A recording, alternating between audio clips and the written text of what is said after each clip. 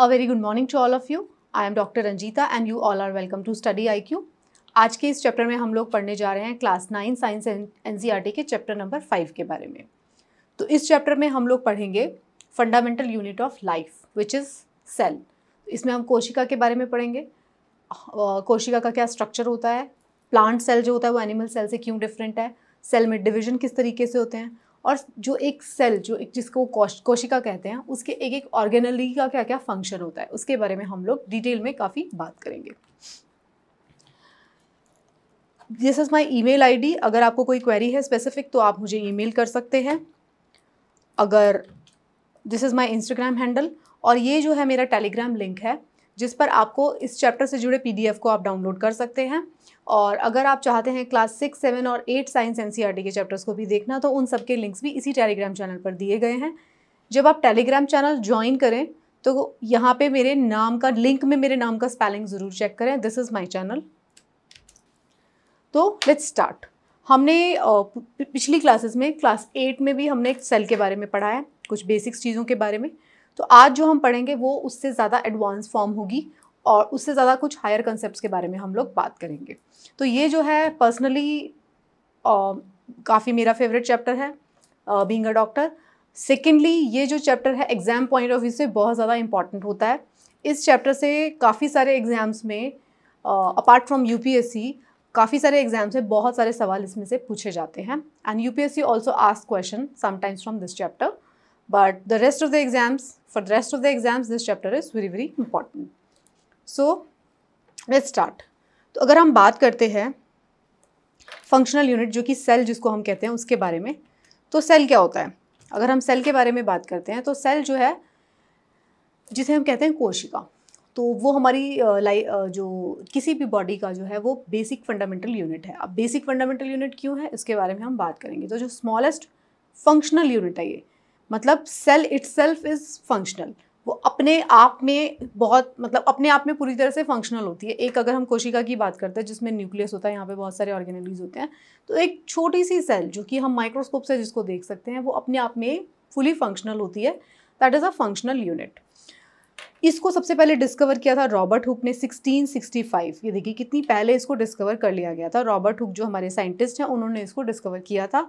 पिछली क्लास में हमने पढ़ा था इसके बारे में कि उन्होंने कॉर्क सेल को सबसे पहले देखा और उन्होंने बताया कि भाई सेल नाम की कोई चीज़ होती है, कोशिकाएं होती हैं, उसको वो आप क्लास 8 चैप्टर में देख सकते हैं।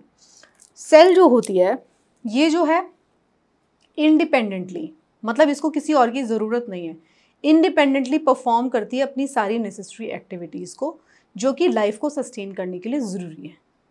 तो सेल को इसीलिए बेसिक यूनिट कहा जाता है। इसको बेसिक यूनिट क्यों कहते हैं? क्योंकि इंडिपेंडेंटली ये फुली फंक्शनल है, इसको फंक्शन करने के लिए बाकी किसी की ज़रूरत नहीं पड़ती, इसीलिए इसको फंक्शनल यूनिट कहा जाता है। ओके, आप समझ गए। दो तरीके के सेल्स होते हैं। अगर हम बात करेंगे तो कौन कौन से सेल्स होते हैं? प्लांट सेल होता है और एनिमल सेल होता है। तो दो तरीके के सेल कौन कौन से हैं? Plant cell and animal cell. उन सेल के अंदर तरह तरह के अलग अलग तरीके के ऑर्गेनेलीज होते हैं। ऑर्गेनेलीज क्या होते हैं? ऑर्गेनेलीज होते हैं, अगर मान लीजिए ये सेल है इतना बड़ा, उसके अंदर अलग अलग तरीके का, भाई माइटोकॉन्ड्रिया पड़ा हुआ है, गोल्गी अपरेटस पड़ा हुआ है, यहाँ पे एंडोप्लाज्मिक रेटिकुलम पड़ा हुआ है, उसके अंदर आप मान लीजिए छोटे छोटे और चीज़ें पड़ी हुई है जिनको हम ऑर्गेनेलीज बोलते हैं। तो एक सेल जो होती है फुली फंक्शनल यूनिट है, और वो जो सेल है उसके अंदर डिफरेंट डिफरेंट तरीके के ऑर्गेनेलीज होते हैं जिनके बारे में हम बात करेंगे। तो सबसे पहले आप स्ट्रक्चर देख लीजिए सेल का। ये देख लीजिए एक एनिमल सेल दिखाया गया है। अच्छा, ये आप अभी अच्छी तरीके से जानते हैं क्लास 8 चैप्टर को पढ़ के कि एनिमल सेल और प्लांट सेल दोनों एक दूसरे से अलग होते हैं। और उनके अलग होने का सबसे पहला क्या कारण होता है? एनिमल सेल के अंदर सेल वॉल नाम का फीचर नहीं होता, उसके अंदर क्या होता है? ये सेल मेम्ब्रेन होती है उसके अंदर। तो एनिमल सेल के अंदर सेल मेम्ब्रेन होती है, ये देखिए बताया हुआ है। और प्लांट सेल के अंदर एडिशनली सेल मेम्ब्रेन के बाहर एक और कवरिंग होती है जिसे सेल वॉल कहा जाता है। वो प्लांट सेल का टिपिकल कैरेक्टर है। ठीक है, तो एनिमल सेल के ऊपर आप देखिए, इसके अंदर आपको ये न्यूक्लियस दिखाई देगा। ये देखिए आपको दिखाई दे रहा है न्यूक्लियस है, इसके अंदर न्यूक्लियोलस है। न्यूक्लियस के अंदर भी एक और छोटा सा पार्ट है जिसे हम कहते हैं न्यूक्लियोलस।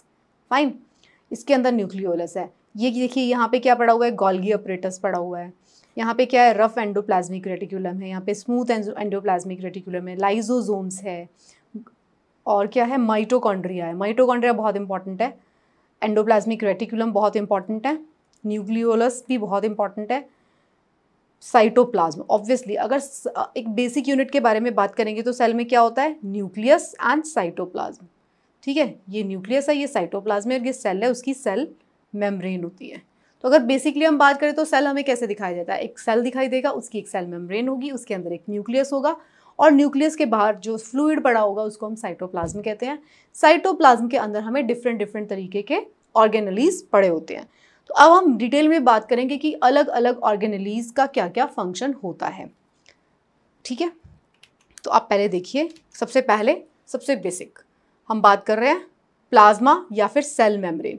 इसे सेल मेम्ब्रेन भी कह सकते हैं, इसे प्लाज्मा मेम्ब्रेन भी बोल सकते हैं। प्लाज्मा मेम्ब्रेन क्यों कह रहे हैं इसको, क्योंकि ये सेमी परमिएबल होती है। मतलब ये मेम्ब्रेन ऐसा नहीं है कि एकदम आपको बिल्कुल टाइट वो दे देगी कि यहाँ से कुछ भी क्रॉस नहीं कर सकता, ऐसा नहीं होता। वो सेमी परमिएबल होती है। कुछ मटेरियल्स के लिए परमिएबल होती है, कुछ मटेरियल्स के लिए परमिएबल नहीं होती, उनको उसमें अपने आप से क्रॉस नहीं करने देती। तो इसलिए इसे प्लाज्मा मेम्ब्रेन भी कहते हैं, सेल मेम्ब्रेन भी कहते हैं, एक ही बात है।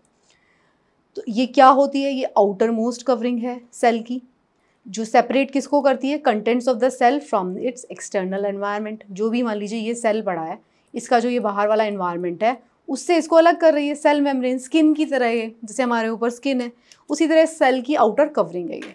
तो ये आउटर मोस्ट कवरिंग है, वो उसको एक्सटर्नल एनवायरनमेंट से अलग करती है। प्लाज्मा मेम्ब्रेन भी कह सकते हैं इसको, सेल मेम्ब्रेन भी इसको कहा जा सकता है।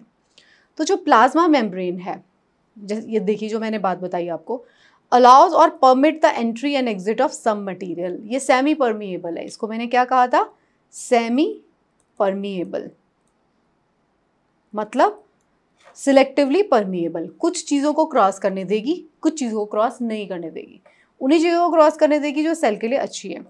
तो ये क्या करती है, परमिट करती है entry and exit of some material in and out of the cell. So the cell membrane is also selectively permeable membrane और सेमी परमिएबल मेम्ब्रेन। ठीक है, तो ये जो मेम्ब्रेन है ये टोटल फिक्स नहीं देती है, ये टोटल बाहर वाले एनवायरनमेंट से टोटल कट ऑफ नहीं करेगी, ये सेमी परमिएबल रहेगी। कुछ चीज़ों को अलाउ कर देगी एंट्री एग्जिट के लिए, कुछ चीज़ों को नहीं अलाउ करती। फाइन, फिर और क्या बात है, कुछ सब्सटेंस जिसको ये अलाउ करती है, कुछ सब्सटेंस है जैसे CO2 है, जैसे कि ऑक्सीजन है और गैसेस है, can move across the cell membrane by the process called diffusion. तो ये डिफ्यूजन के प्रोसेस के बारे में भी हमने पिछली क्लास में बात किया था, आज हम फिर कर लेंगे। तो डिफ्यूजन जो प्रोसेस है उसके थ्रू कुछ गैसेस जो हैं वो सेल मेम्ब्रेन के थ्रू पास हो सकती हैं। ठीक है, जो मूवमेंट होती है वाटर मॉलिक्यूल्स की through such selective permeable membrane, उसको हम कहते हैं ऑस्मोसिस। ऑस्मोसिस क्या है, ऑस्मोसिस वो प्रोसेस है, मान लीजिए ये सेल है, ये उसका एक्सटर्नल एनवायरनमेंट है, ठीक है, ये सेल है, तो यहाँ पे ऑस्मोसिस के थ्रू मान लीजिए यहाँ वाटर ज़्यादा है तो यहाँ से यहाँ चला जाएगा पानी, मतलब सॉरी, यहाँ वाटर ज़्यादा है तो इधर से इधर चला जाएगा, वाटर यहाँ ज़्यादा है तो यहाँ से यहाँ चला जाएगा। जहाँ पे भी कंसंट्रेशन ज़्यादा होगी, मतलब वो इक्विलिब्रियम मेंटेन करने की कोशिश करेगा, वो ऑस्मोसिस के थ्रू वाटर इधर से इधर मूव कर जाएगा, यहाँ से यहाँ पहुँच जाएगा, यहाँ से इधर पहुँच जाएगा।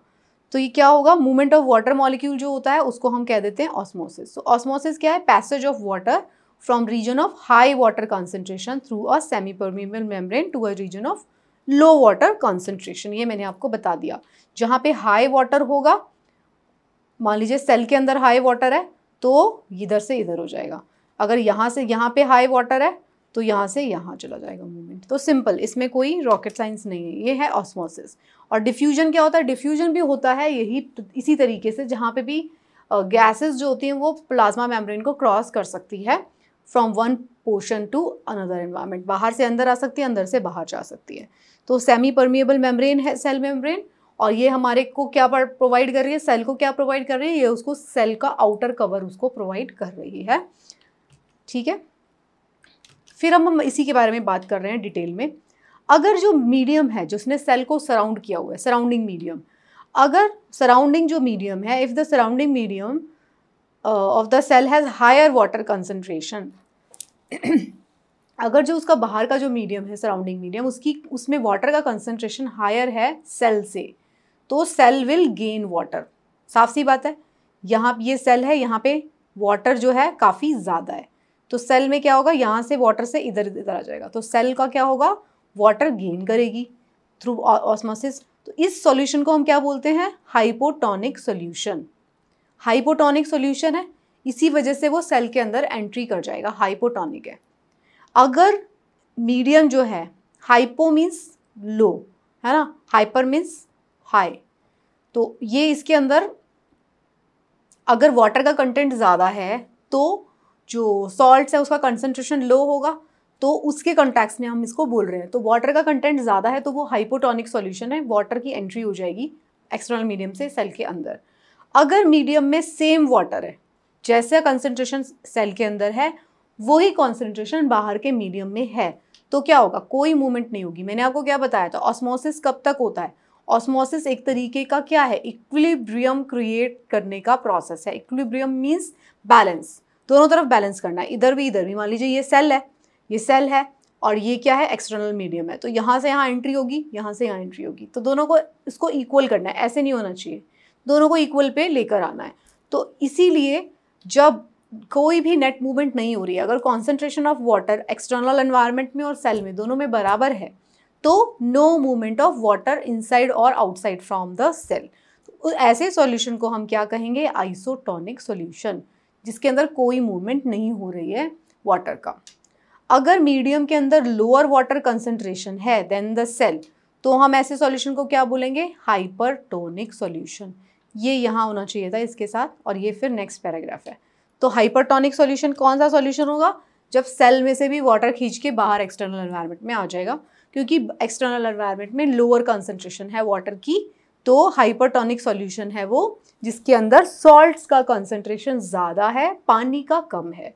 तो उस सॉल्यूशन में क्या होगा, सेल में से वाटर इधर आ जाएगा, हाइपरटोनिक सॉल्यूशन में चला जाएगा। हाइपोटोनिक में क्या होता है, हाइपो में क्या होता है, हाइपो में सेल के अंदर आता है, हाइपर में क्या होता है, हाइपर में सेल से बाहर चला जाता है वाटर, आइसोटोनिक में सेम रहता है। तो सिंपल कंसेप्ट। तो प्लाज्मा मेम्ब्रेन क्या है, फ्लैक्सिबल है, किससे बनी होती है, ऑर्गेनिक मॉलिक्यूल से बनी होती है, लिपिड्स होते हैं इसके अंदर, प्रोटीन्स होते हैं इसके अंदर। लास्ट क्लास में हमने प्लाज्मा मेम्ब्रेन के स्ट्रक्चर को भी लिटिल बिट डिस्कस किया था।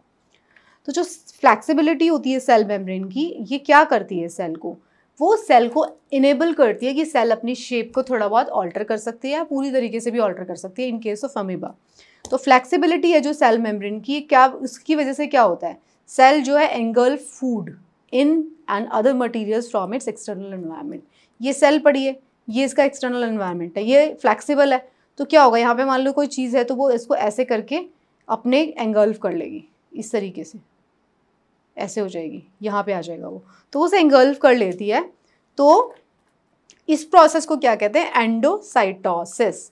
Endo means inside, cytosis, cyto means cell, cytosis वो जो प्रोसेस है जिसके अंदर सेल जो होती है एंगल्फ करती है। तो ये कहाँ देखने को मिलता है हमें, अमीबा के केस में। अमीबा का सेल सिंगल सेल ऑर्गेनिज्म है अमीबा, लास्ट क्लासेस में हमने पढ़ लिया। अमीबा एंड पैरामीशियम जिसके बारे में हमने पढ़ा, दोनों सिंगल सेल एनिमल्स हैं। तो ये जो सिंगल सेल ऑर्गेनिज्म है, इसकी पास प्रॉपर्टी होती है कि इसकी जो प्लाज्मा मेम्ब्रेन है ये बहुत ज़्यादा फ्लैक्सिबल है, it can change its shape. तो ये अमीबा अपनी शेप चेंज करता है और एक मूवमेंट भी ऐसे ही करता है और फीड भी ऐसे ही करता है।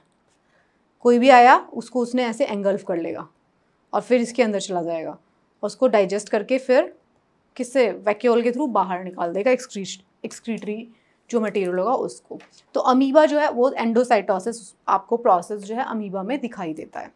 ठीक है, अब तक सब क्लियर है। देखिए ये चैप्टर जो है ना, ये बहुत इंटरेस्टिंग चैप्टर है। जनरली जो नॉन साइंस स्टूडेंट्स हैं, आपको ये चैप्टर डिफिकल्ट लगता होगा, but this is really simple chapter. आप एक बार उसको कंसेप्चुअली क्लियर अगर हो जाता है आपको, so you will remember this chapter for ever.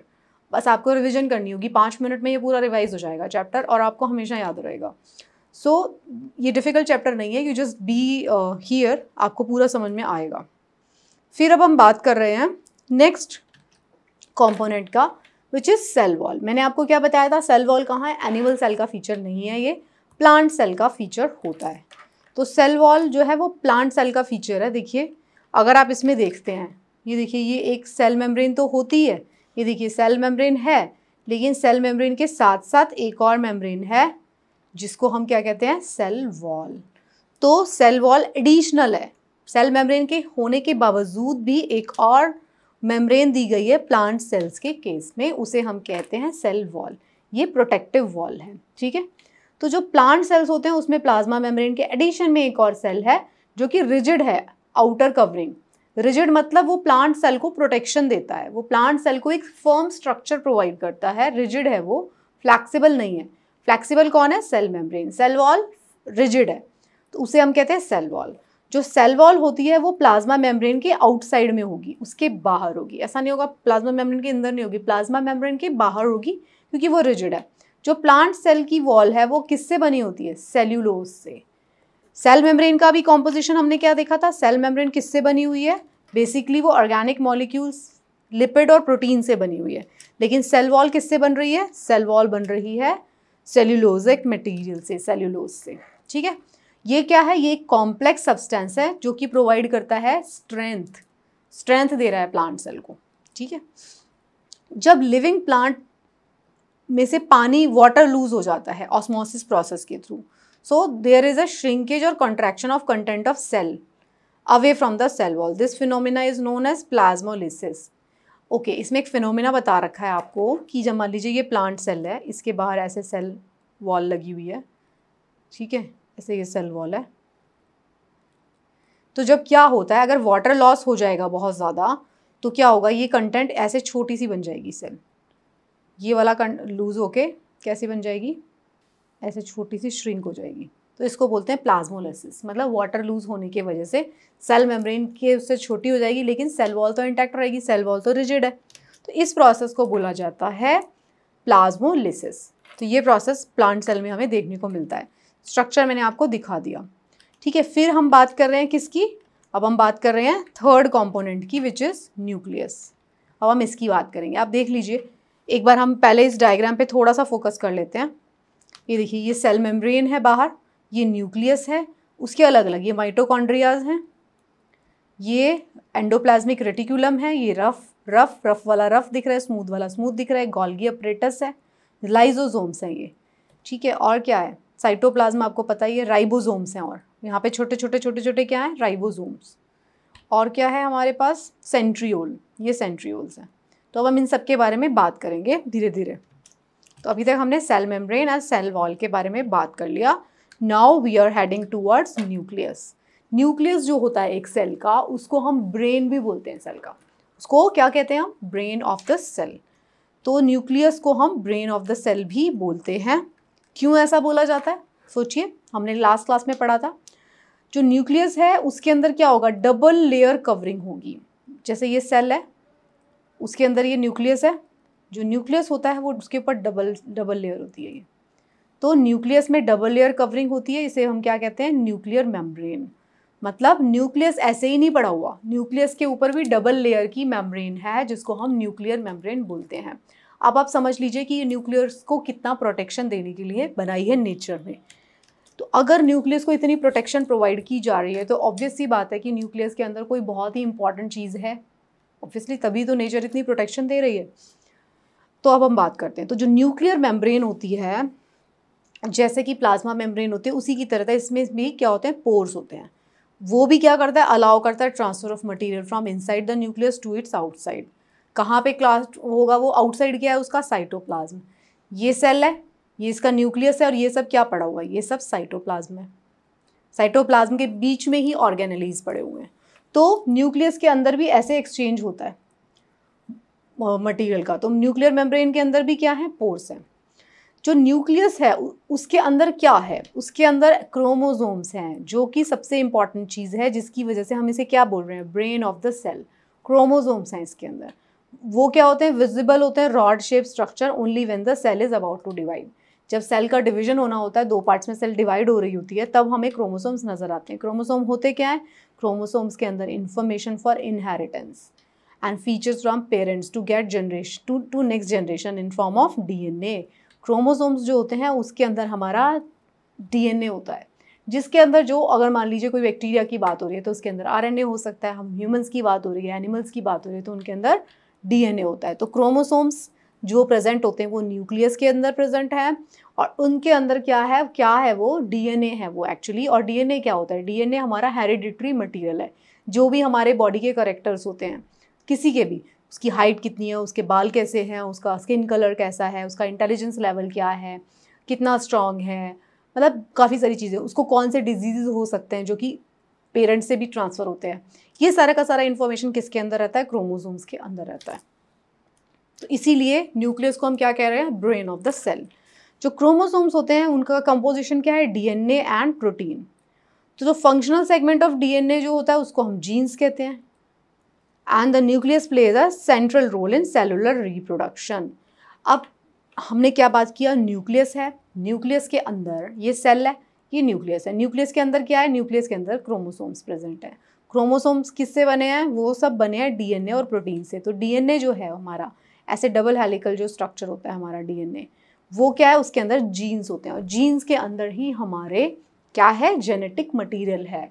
वो सारा सब कुछ है, इंफॉर्मेशन कोडेड है, जो कि आपको बताएगा कि आपकी हाइट कितनी होगी, स्ट्रॉन्ग बिल्ट होगा, बालों का कलर कैसा है, आँखों का कलर कैसा है, स्किन का कैसा है, ये सारी चीज़ें जो इन्फॉर्मेशन है वो सब जीन्स के अंदर प्रेजेंट रहती है।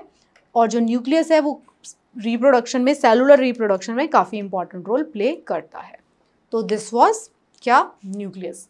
अब तक हमने बेसिक कुछ चीज़ों के बारे में पढ़ा, cell membrane, cell wall and nucleus के बारे में हमने जान लिया। सो नाउ अब हम नेक्स्ट ऑर्गेन बात करते हैं। पहला एक कंसेप्ट हम समझ लेते हैं प्रोकैरियोटिक सेल्स का और यूकैरियोटिक सेल्स का। प्रोकैरियोटिक सेल्स क्या होते हैं और यूकैरियोटिक सेल्स क्या होते हैं, ये बात को आप ध्यान से समझ लिए। लास्ट क्लास में भी हमने डिस्कस किया था, बट इससे सवाल आता है। एक्चुअली इस चैप्टर की सारी स्लाइड्स इंपॉर्टेंट है एक्चुअली, इसलिए मैं अलग से स्टार नहीं लगा रही हूँ। इस पूरे चैप्टर पे आप 5 स्टार्स लगा लो, ठीक है?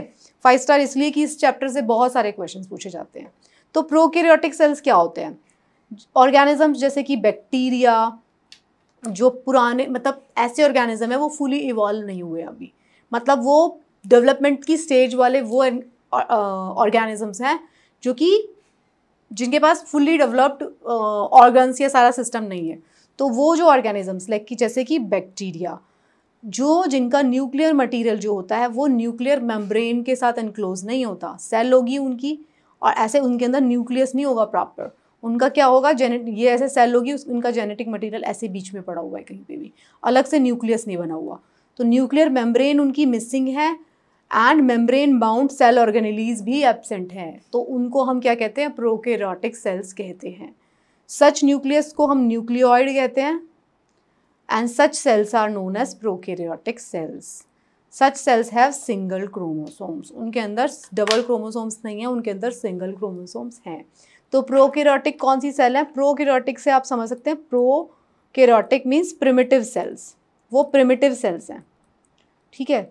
वो प्रिमिटिव सेल्स हैं, तो वो बैक्टीरिया की सेल्स हैं। प्रो से प्रिमिटिव वर्ड आप याद रखिए, प्रिमिटिव मतलब पुरानी, मतलब प्रिमिटिव सेल हैं जबकि इवोल्यूशन प्रॉपर तरीके से हुआ नहीं था। तो ये प्रिमिटिव सेल्स होंगी जिनके अंदर जो जेनेटिक मटेरियल है वो पूरा न्यूक्लियस के अंदर पड़ा नहीं होगा, उसके पास nucleus membrane properly designated nucleus नहीं है उनके पास प्रॉपर वाला, तो इनके पास, इनको हम कहते हैं प्रोकैरियोटिक सेल्स। फिर यूकैरियोटिक सेल्स क्या हैं?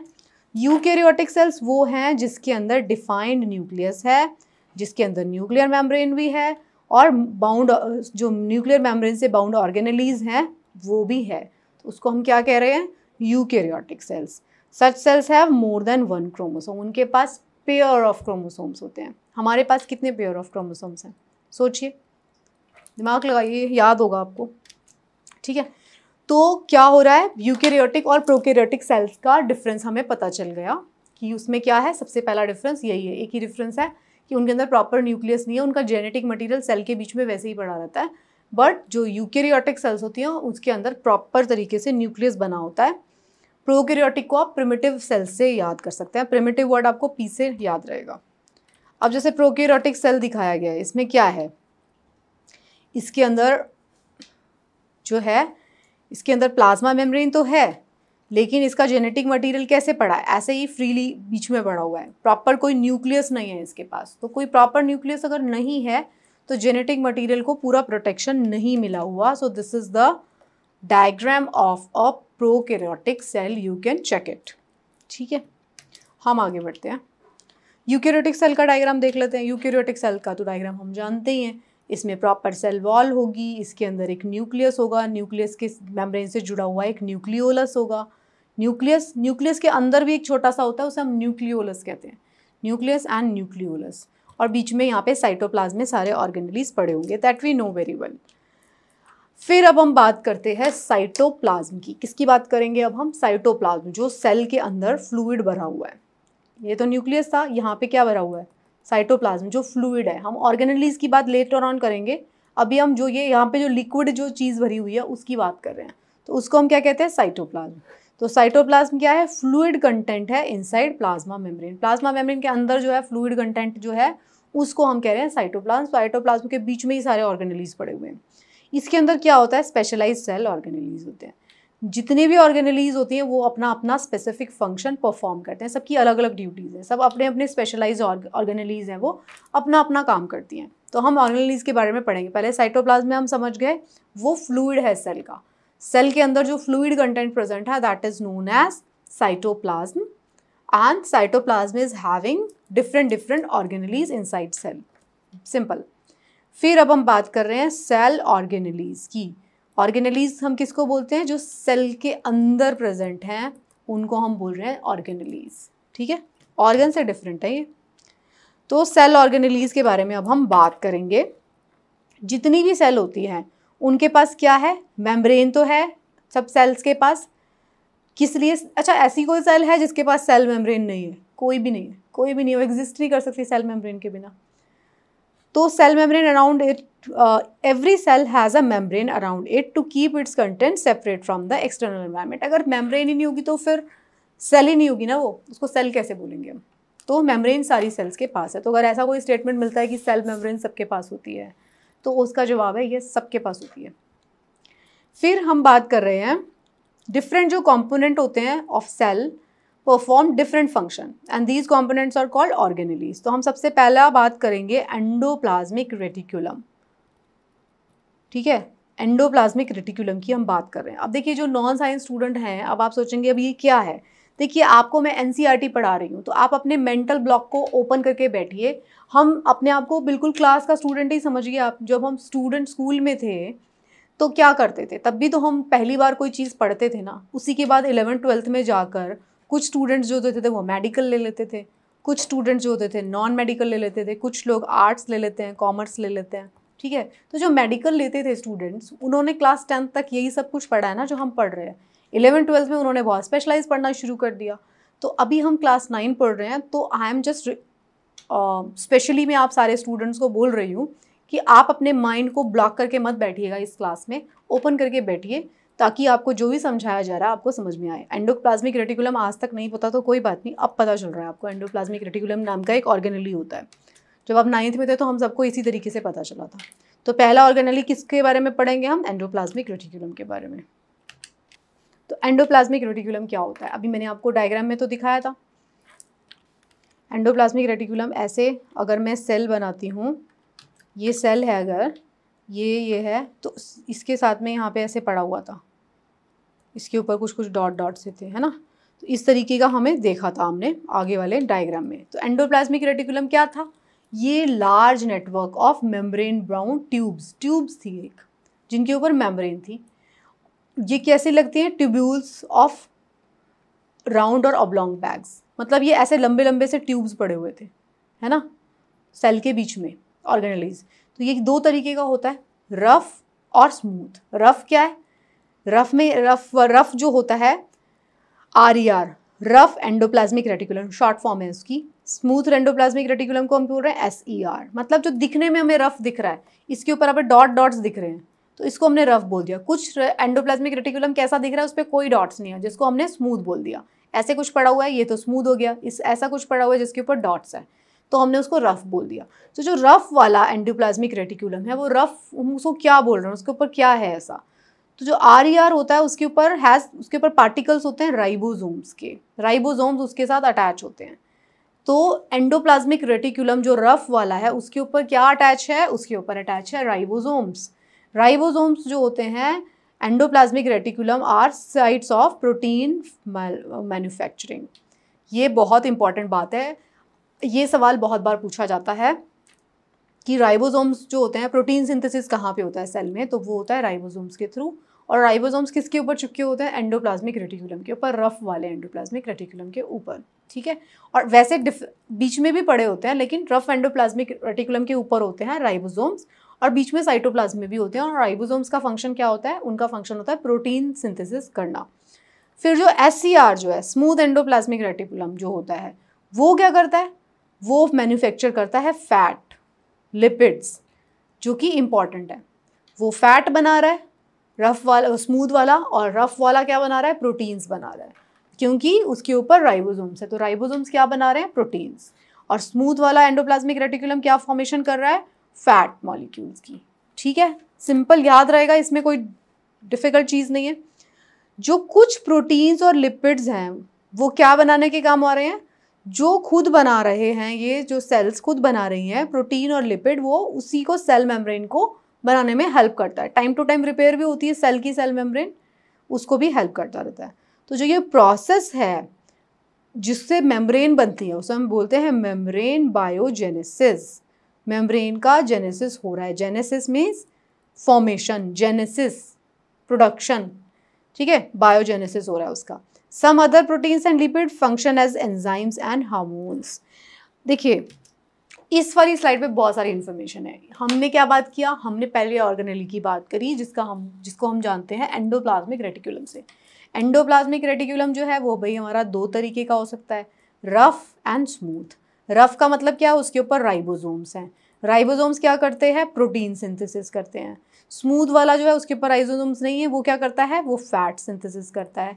प्रोटीन और फैट जो मिलके सेल मेम्ब्रेन बनाते हैं, इसको बोलते हैं मेम्ब्रेन बायोजेनेसिस। साथ में प्रोटीन और लिपिड्स जो है वो किसका काम भी करते हैं? एंजाइम्स और हार्मोन्स फॉर्मेशन का भी वो रोल प्ले करते हैं, उसमें भी वो रोल प्ले करते हैं। क्योंकि एंजाइम्स क्या है? एंजाइम का स्ट्रक्चर भी तो प्रोटीन एंड फैट होता है। हार्मोन्स का स्ट्रक्चर क्या है? वो भी तो प्रोटीन्स हैं एक तरीके के, और फैट भी है उनके अंदर। तो ये सारा का सारा काम कौन कर रहा है? Endoplasmic reticulum. तो इसमें आपको रट गया होगा अभी तक इस स्लाइड को समझ के। तो नेक्स्ट हम ऑर्गेनेली की अभी, अच्छा 2 पॉइंट्स और हैं। जो one function of AR is to serve channels for transportation of material between various regions of cytoplasm. Okay, cell के अंदर भी अगर यहाँ से यहाँ पे कुछ मटेरियल का ट्रांसफर होना है तो वो भी ट्यूब्स है ना ये, तो ट्यूब्स के फॉर्म में इधर से इधर जो है वो ट्रांसफर करता है। क्या कर रहा है ये? एंडोप्लाज्मिक रेटिकुलम क्या कर रहा है? विद इन सेल भी ट्रांसफर कर रहा है। बट ये इतना इंपॉर्टेंट फंक्शन नहीं है। इंपॉर्टेंट फंक्शन क्या है? इंपॉर्टेंट फंक्शन है प्रोटीन सिंथेसिस, जो राइबोसोम्स के थ्रू हो रहा है। और स्मूथ वाला क्या कर रहा है? Fat synthesis.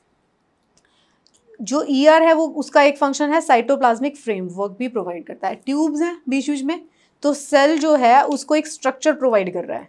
ट्यूब्स बीच में डली हुई है, जैसे हमारे बॉडी के अंदर स्केलेटन है उसी तरीके से हमारी सेल को जो है एक फर्म स्ट्रक्चर भी प्रोवाइड कर रहा है। व्हाट? Endoplasmic reticulum.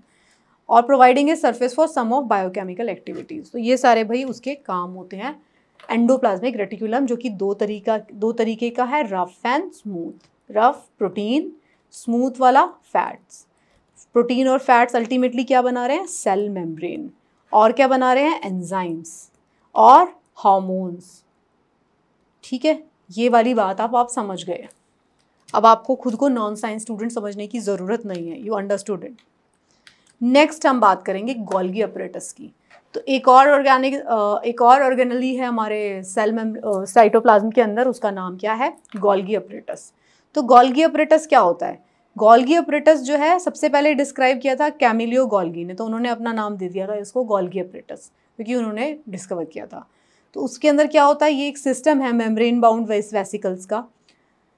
छोटे छोटे वेसिकल्स है पैरेलल टू ईच अदर, जो ये मटीरियल सिंथेसाइज जो करते हैं near the material synthesize near the ER is packaged and dispatched to various target inside and outside the cell through Golgi apparatus। तो Golgi apparatus क्या कर रहा है? जो कुछ भी एंडोप्लाज्मिक रेटिकुलम ने सिंथेसाइज किया, क्या था वो था प्रोटीन और वो था फैट्स। तो उसको लेके उसको ट्रांसपोर्ट करने के काम करता है ये various target inside and outside the cell. वो गोल्गी अपरेटस काम करता है। कैसे, क्यों कर रहा है? क्योंकि इसके अंदर ये वेसिकल्स हैं, छोटे छोटे वेसल्स की तरह ये काम कर रहा है। वेसिकल्स हैं ये छोटे छोटे। तो इसका काम क्या कर रहा है, ये एंडोप्लाज्मिक रेटिकुलम जो कुछ भी सिंथेसाइज कर रहा है उसको ट्रांसपोर्ट करने के में मदद कर रहा है। तो इसका फंक्शन क्या हो गया, storage, modification and package of the products in vesicle, वो अपनी वेसिकल्स के अंदर स्टोर कर लेता है। और सब कुछ केसेस में क्या करता है, कॉम्प्लेक्स शुगर में be made from simple sugar in Golgi apparatus. अभी तक हमने देखा एंडोप्लाज्मिक रेटिकुलम प्रोटीन्स और फैट्स को प्रोड्यूस कर रहा था, जो कि गोल्गी अपरेटस में की जो वेसिकल्स हैं, वेसल्स की तरह मान लो उसको, आप छोटे छोटे डब्बे की तरह मान लो, उनके अंदर जाके स्टोर हो जाता था, वो उसको इधर से उधर ट्रांसपोर्ट कर देते थे। साथ में गोल्गी अपरेटस क्या कर रहा था, शुगर का भी कुछ कर रहा है, शुगर सिंपल से कॉम्प्लेक्स बना देता है, सिंपल से कॉम्प्लेक्स शुगर। और क्या करता है, लाइसोसोम के फॉर्मेशन में भी ये मदद करता है। तो गोल्गी अपरेटस का क्या काम हो गया, गोल्गी अपरेटस का काम हो गया जो ईआर ने सिंथेसाइज किया था प्रोटीन्स एंड फैट्स, उसको स्टोर करके, उसको मॉडिफाई करके और पैक करके उसको ट्रांसपोर्ट कर देगा। साथ में क्या करेगा, लाइसोसोम का फॉर्मेशन भी करेगा। और क्या करेगा, एक और काम, कार्बोहाइड्रेट्स सिंपल वाले को कॉम्प्लेक्स में भी चेंज कर रहा है।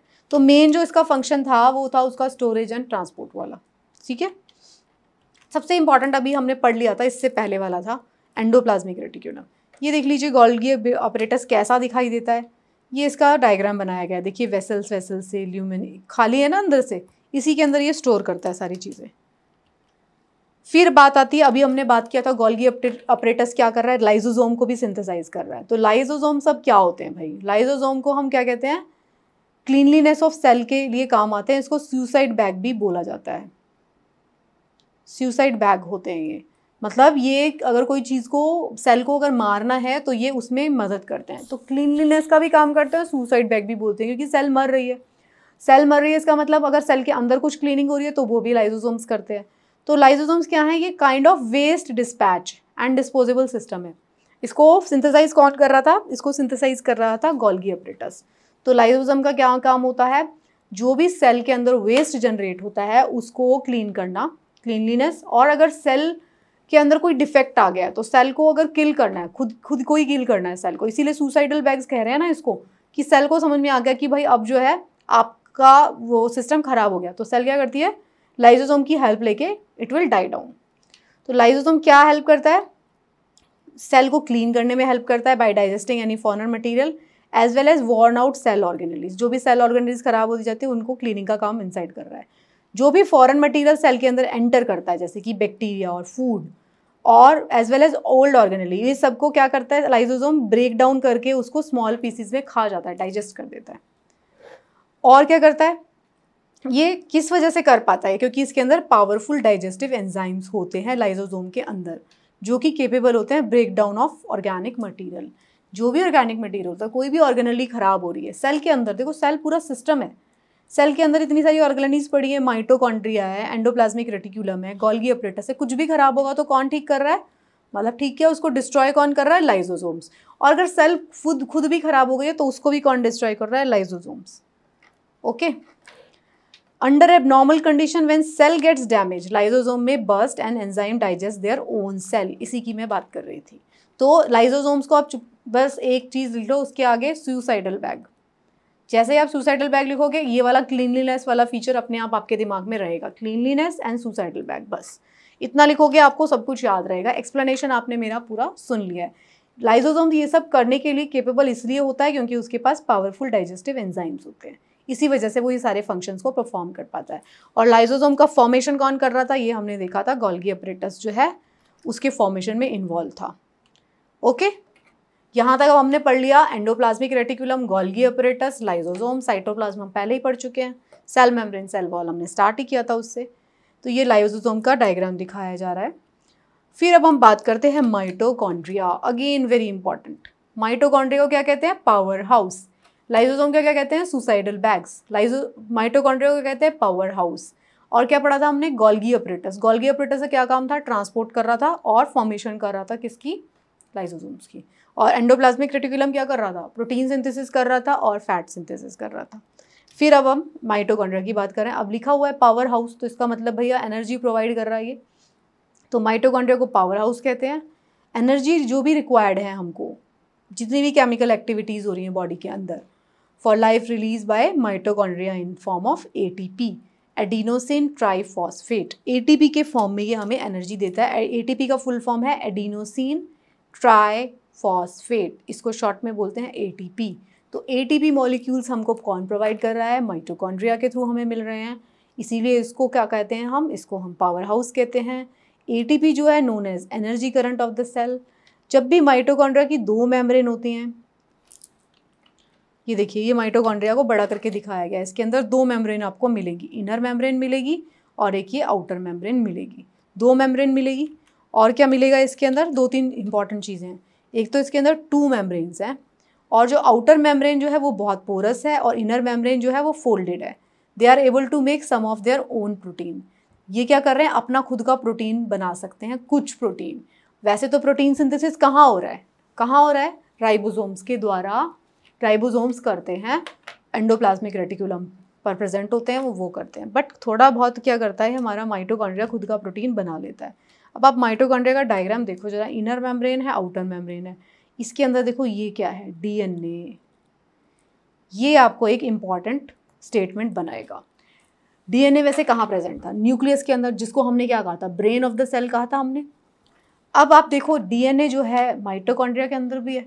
यस, कुछ पार्ट ऑफ द डीएनए जो है हमें माइटोकॉन्ड्रिया के अंदर मिलता है, लेकिन जो सेल डिवीजन के थ्रू जो जाता है डीएनए, वो न्यूक्लियस के थ्रू ही जाता है, लेकिन कुछ डीएनए जो है माइटोकॉन्ड्रिया के अंदर मिलता है।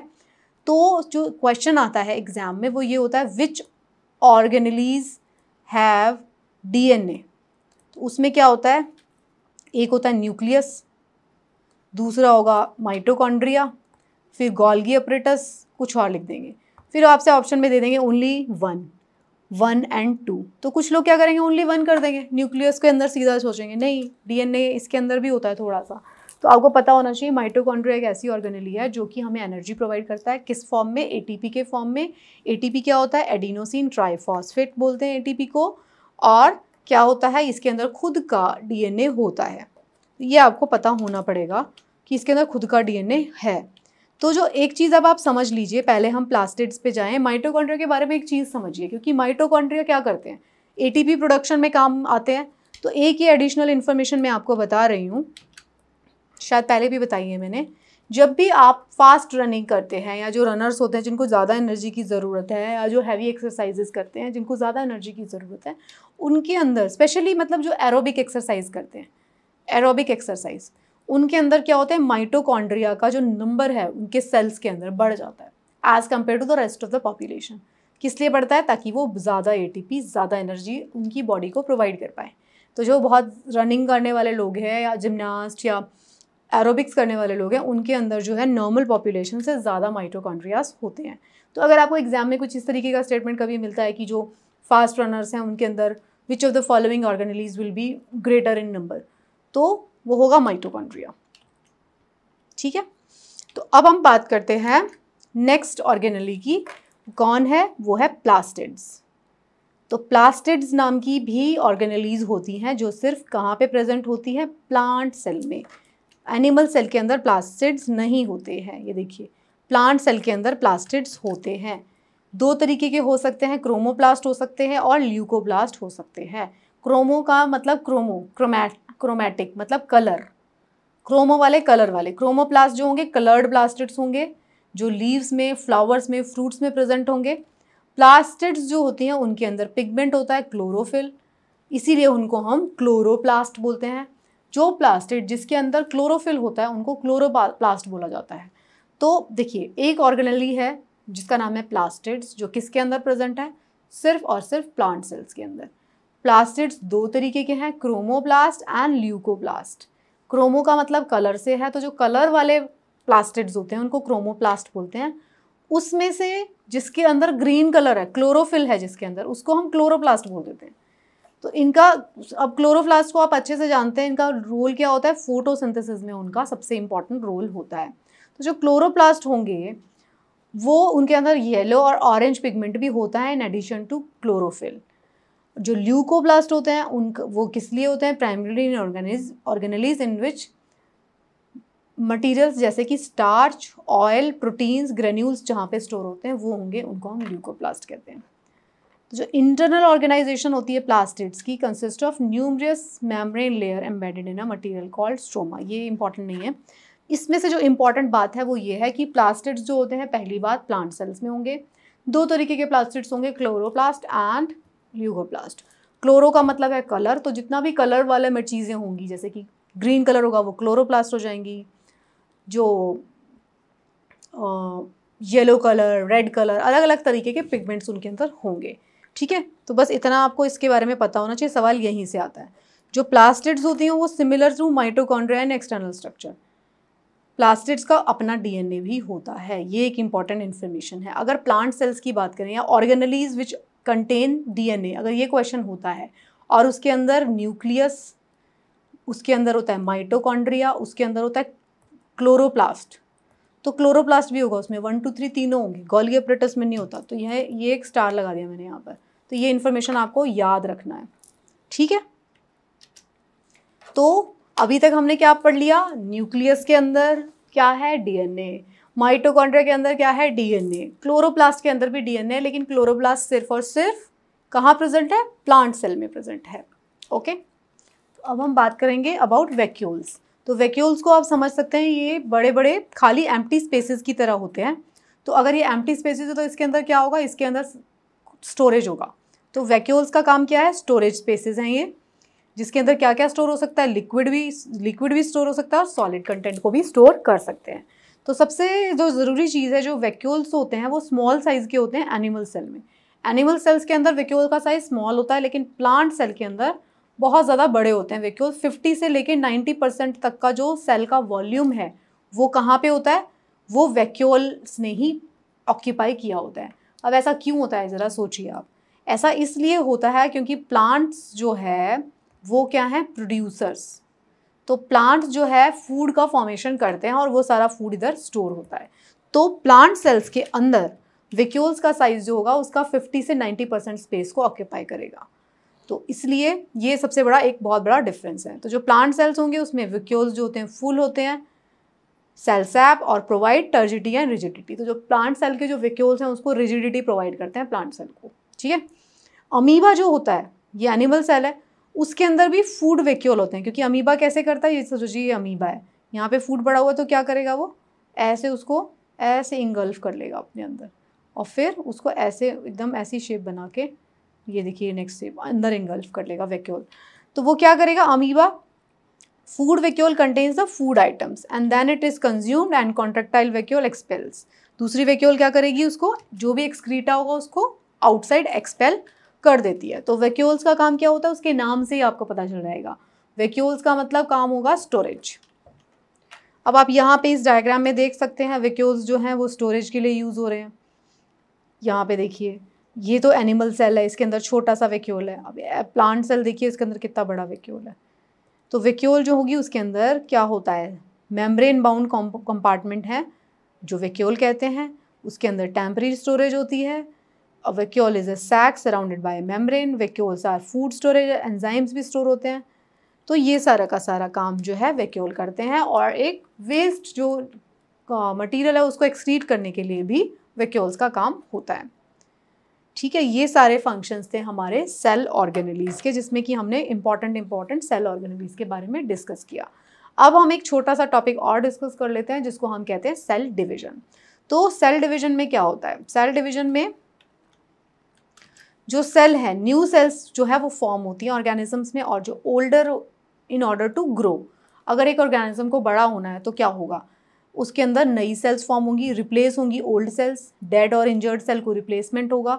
और गैमीट्स फॉर्मेशन, मतलब गैमीट्स आपको याद है, हमने चैप्टर पढ़ा था, हमने रिप्रोडक्शन वाला चैप्टर पढ़ा था जिसमें हमने गैमीट्स के बारे में पढ़ा था। तो गैमीट्स क्या थे? सिंगल सेल, सिंगल स्ट्रैंडेड थे, मतलब उसके अंदर पेयर ऑफ क्रोमोसोम नहीं था, उसके अंदर एक सिंगल क्रोमोसोम का लेयर आ रहा था।